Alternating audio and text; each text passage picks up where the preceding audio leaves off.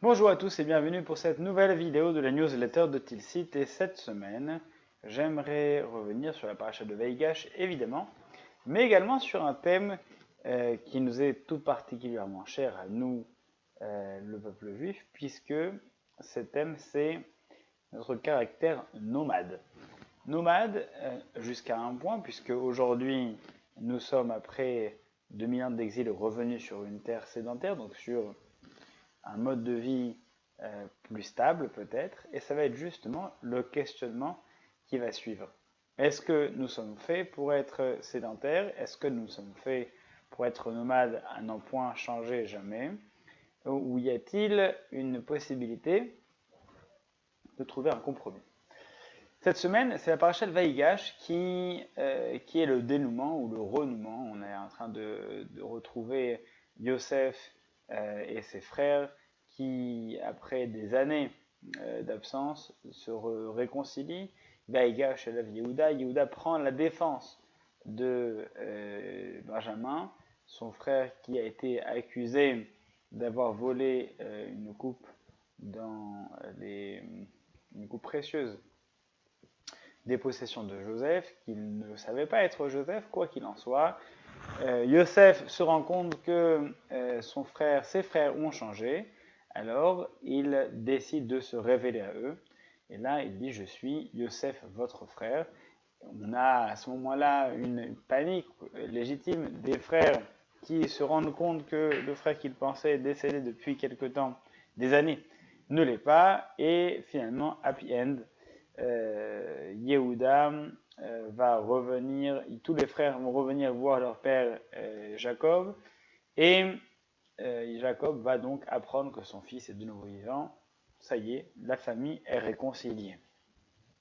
Ensuite, Jacob décide d'aller rejoindre son fils, et d'ailleurs c'est ce qu'il il lui dit: maintenant que je sais qu'il est vivant, je vais le rejoindre immédiatement pour pouvoir vivre ces dernières années de ma vie avec lui. Donc il décide de partir de la terre de Canaan, l'Israël d'aujourd'hui, pour aller vers la terre d'Égypte. Donc il choisit d'aller en exil, et ce choix donc va induire un exil de plusieurs centaines d'années, jusqu'à ce que les Béné d'Israël, donc ses descendants, retournent en terre de Canaan, plus tard Israël.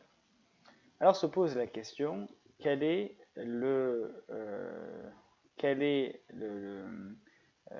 point qui va faire la stabilité, qui va créer une stabilité malgré le nomadisme au sein du peuple d'Israël? Yehuda, donc, lorsque son père Yaakov donc, reprend ses esprits, décide de rejoindre Jacob, et il envoie Yehuda en avant. Il l'envoie pourquoi? Il l'envoie pour préparer, donc il l'envoie vers Goshen, la ville dans laquelle ils vont résider, pour préparer leur venue. Et les commentateurs sur place, ils voient une sorte de réunion des personnages fondamentaux de l'histoire, le Mashiach ben Yosef, Mashiach ben David, donc leurs descendants, eux, qui se rejoignent dans ce lieu qui sort de l'espace, qui sort du temps, Goshen, la ville où va naître le berceau du peuple d'Israël. Les Béné Israël vont se former là-bas, vont devenir un peuple dans la terre de Goshen. Et au-delà de cette rencontre, il se pose la question: pourquoi est-ce que Jacob a envoyé son fils Yehuda en avant, qu'il a envoyé vers la terre de Goshen? Et ils répondent: pour lui préparer sa venue, préparer la venue de Jacob. Comment est-ce qu'on prépare la venue de Jacob? Certains commentateurs diront: c'est en y construisant un lieu qui correspondra à ce qu'ils avaient. Ça veut dire quoi, un lieu qui correspond? C'est un lieu spirituel qui puisse leur permettre d'arriver. C'est-à-dire qu'avant que Jacob arrive avec son enfant, Jacob veut que l'endroit où ils arrivent puisse correspondre à leur épanouissement spirituel. Leur épanouissement physique, Yosef s'en occupe, mais leur épanouissement spirituel, c'est quelque chose qui se construit. Alors, il décide d'y créer, de pouvoir d'abord essayer de concevoir un lieu dans lequel il pourrait il fondait une école pour enseigner à ses enfants, à ses petits-enfants, la manière d'être de la famille de Jacob.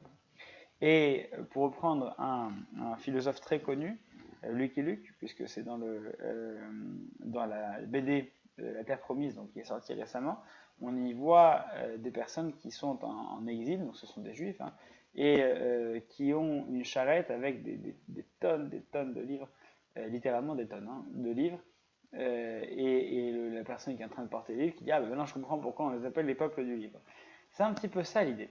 L'idée, c'est que quel que soit l'endroit où on va, ce qui définit notre sédentarité, ce n'est pas le lieu qui nous réunit, c'est l'esprit qui nous réunit. C'est-à-dire, c'est la manière d'aborder la vie qui nous réunit tous. Ce n'est pas parce que nous sommes tous en Israël que nous sommes tous réunis pour autant. Ce n'est pas parce que nous sommes en France que nous sommes réunis pour autant. Nous sommes réunis par notre manière d'aborder la vie, notre enseignement. Ce qui nous réunit, c'est la Torah. Évidemment, dans la Torah, il y a un triptyque. Le peuple d'Israël, la Torah et la terre. C'est une chose. Mais de par notre création en tant que peuple en dehors d'Israël, et de par notre exil de plusieurs milliers d'années, nous avons appris une chose, que notre existence, notre fondement, notre essence en tant que peuple dépend d'abord et avant tout de notre capacité à nous rattacher à l'étude et à la compréhension de la vie par le prisme de notre enseignement traditionnel. C'est d'ailleurs ça que Yaakov va préparer avant d'arriver en Égypte. Il veut créer un endroit qui leur corresponde. Pas une maison, pas un palace, un lieu pour étudier. Ce qui va définir notre identité, c'est notre capacité à étudier, c'est notre lieu spirituel pour étudier. Et c'est en cela que nous sommes définis en tant que le peuple du livre. Et c'est dans cette optique-là que nous existons à travers l'histoire et surtout à travers l'espace, réunis par cette même chaîne de transmission qui ne dépend pas d'un lieu physique unique. Et ça, c'est ce que Jacob envoie à Yosef, un enseignement peut-être à rattacher avec ce que voient d'autres commentateurs, la rencontre du Mashiach ben David et Mashiach ben Yosef, de ces deux messies dont l'action conjointe va amener le peuple d'Israël vers une ère messianique. Cela ne peut passer uniquement que par la rencontre de ces deux messies dans ce lieu spatio-temporel qui est le Beth HaMidrash, le lieu où on étudie. Le lieu où on étudie n'est pas un lieu physique, c'est un lieu spirituel dans lequel tout Israël se retrouve à travers l'histoire et à travers le temps.